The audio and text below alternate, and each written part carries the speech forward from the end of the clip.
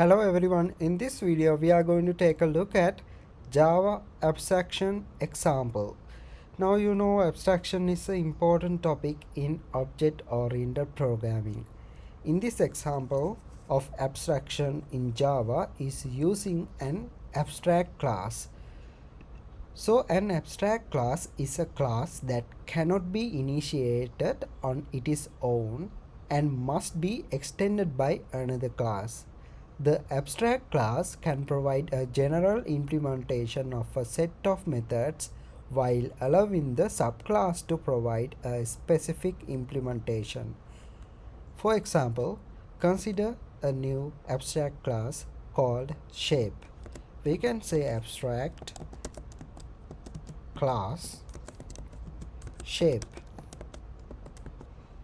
Now at braces, inside this I will say abstract double as the data type and the method name as area. So parentheses semicolon. Now this class defines an abstract method called area that must be implemented by any concrete subclass. The subclass will be rectangle. So let me go ahead and create this rectangle subclass. Class rectangle,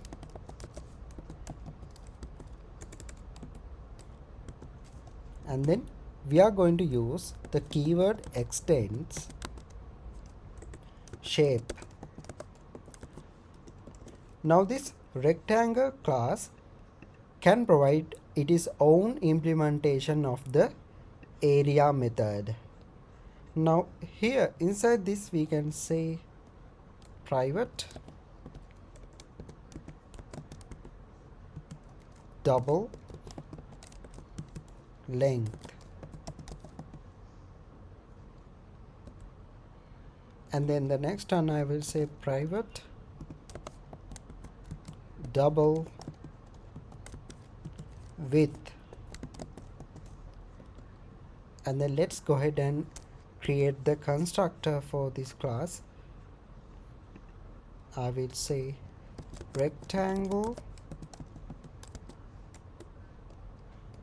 Inside these parentheses we can say double length,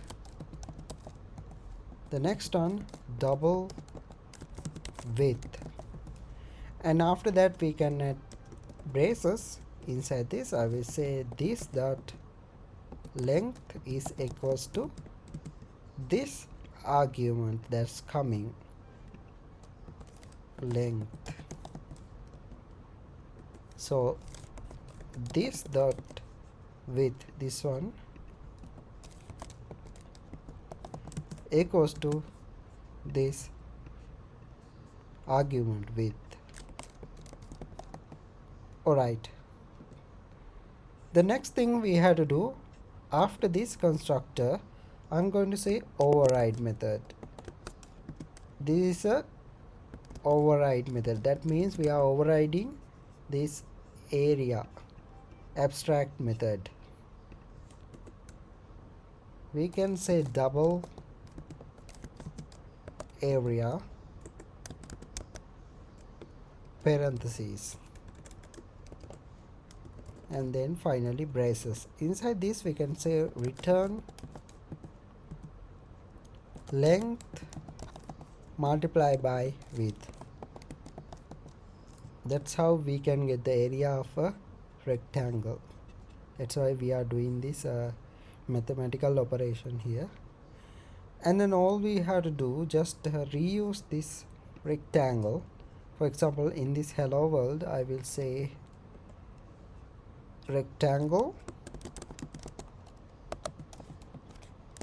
and then variable name as rectangle is equals to new rectangle, and then parentheses semicolon, and then finally we have to call for this we have to provide these values also. So let's provide the length as 10 and the I don't know the width as 2, and then we can say rectangle dot area, finally semicolon. Now I am going to say double x is equals to this rectangle dot, finally semicolon. Here I will say double x is equals to rectangle dot area, because this is returning a double value, that's right. So in this system dot out dot println we can print that.